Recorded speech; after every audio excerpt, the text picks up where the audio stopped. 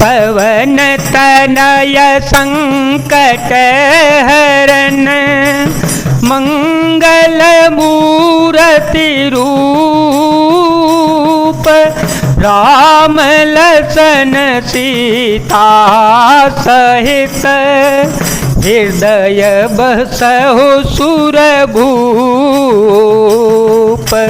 बचन करम मन मोर गति भजनु करहि निकाम तिनके हृदय कमल महो करऊं सदा विश्राम। जिनको कर्म वचन और मन से मेरी गति ही है और जो निष्काम भाव से मेरा भजन करते हैं उनके हृदय कमल में मैं सदा विश्राम करता हूँ।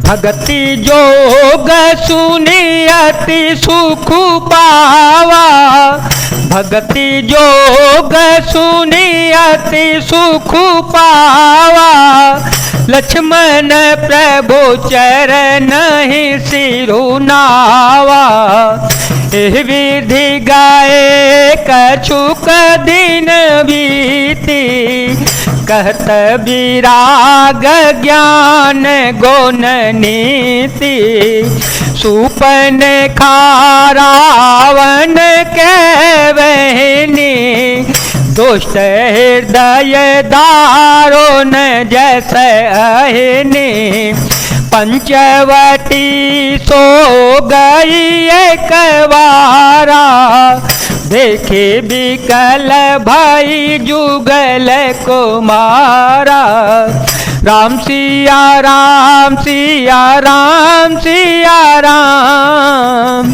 सिया राम जय जय राम।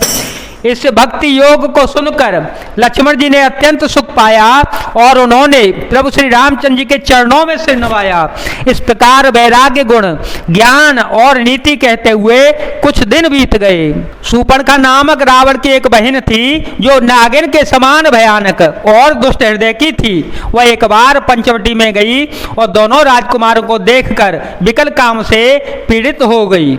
भ्राता पिता पुत्र उरगारी भ्राता पिता पुत्र उरगारी पुरुष मनोहर निरखत नारे होई बिकल सक मन ही न रोकी सिमर बेमनि द्रवर बेलोकी रुचिर रूप धरे प्रभु पाहि जाई बोली बचन बहुत मुस्काए तुम सम पुरुषन मो सम नारी यह संयोग विधि रचावे चारी। कागभूषण जी कहते हैं, हे गरुण जी, शूर्पणखा नामक जैसी राक्षसी धर्म ज्ञान शून्य कामांध स्त्री मनोहर पुरुष को देखकर चाहे वह भाई पिता पुत्र ही हो विकल हो जाती है और मन को नहीं रोक सकती। जैसे सूर्यकांत मणि सूर्य को देखकर द्रवित हो जाती है, ज्वाला से पिघल जाती है, वह सुंदर रूप धरकर प्रभु के पास जाकर और बहुत मुस्कुराकर वचन बोली, न तो तुम्हारे समान कोई पुरुष है और न मेरे समान स्त्री। विधाता ने यह संयोग जोड़ा बहुत ही विचार कर रचा है। मम अनुरूप पुरुष जग माही, मम अनुरूप पुरुष जग माही, देखे खोजी लोकते हो नाहे, ताते आवल गिरहि कुमारे, मनुमाना कछु तुम्हारे नेहारे, सीताए चिताए कही प्रभु बाता, अहे कुवार मोर लघु भ्राता, गई लक्ष्मण रिपु भगिनी जाने, प्रभु बेलो की बोले मृदुबानी। मेरे योग्य पुरुष वर जगत भर में नहीं है, मैंने तीनों लोकों में खोज देखा, इसी से मैं अब तक कुंवारी अविवाहित रह गई। अब तुमको देखकर कुछ मनमाना और चित्त ठहरा है। सीता जी को देखकर प्रभु श्री रामचंद्र जी ने यह बात कही कि मेरा छोटा भाई कुमार है।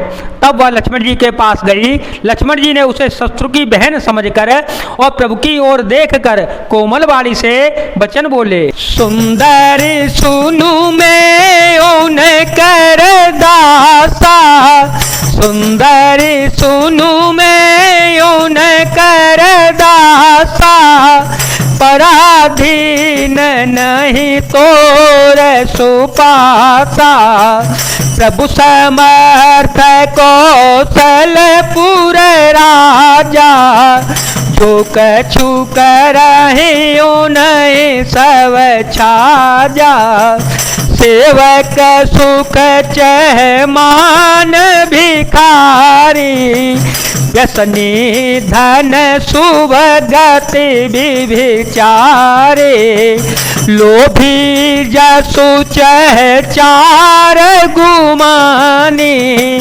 नव दोही दूध चहते प्राणी।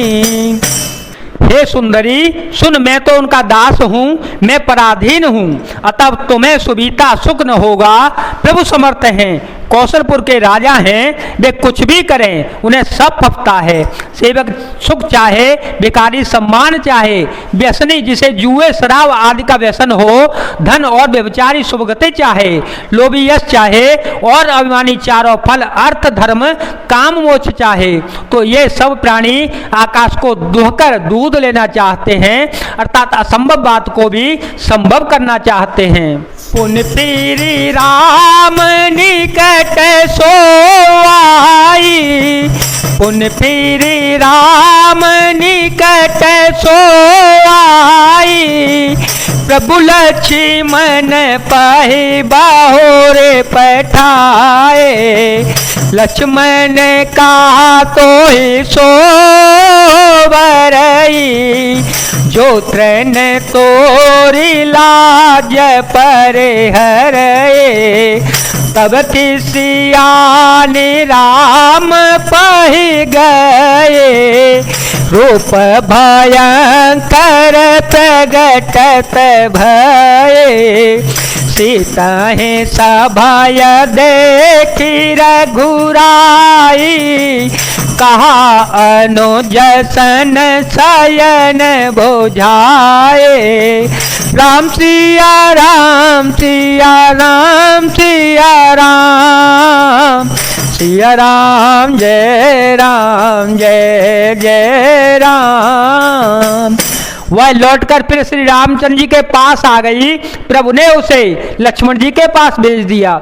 लक्ष्मण जी ने कहा तुम्हें वही बरेगा जो लज्जा को तृण तोड़कर अर्थात प्रतिज्ञा करके त्याग देगा, अर्थात तो निपट निर्लज्ज होगा। तब खिसियाई हुई क्रुद्ध होकर श्री राम जी के पास चली गई और उसने अपना भयंकर रूप प्रकट कर दिया। सीता जी को भयभीत देखकर श्री रघुनाथ जी ने लक्ष्मण जी को ओर इशारा करके कहा, लक्ष्मण अति लाघव सो, नाक कान बिनु कीन, ताके कर रावण का मनो चुनौती दीनी। लक्ष्मण जी ने बड़ी फुर्ती से उसकी ओर बिना नाक की कान की कर दिया, मानो उसके हाथ रावण को चुनौती दे दी हो। जय जय श्री सीताराम, जय जय श्री हनुमान जी महाराज, जय जय श्री भोलेनाथ, जय दीनानाथ, जय ओम।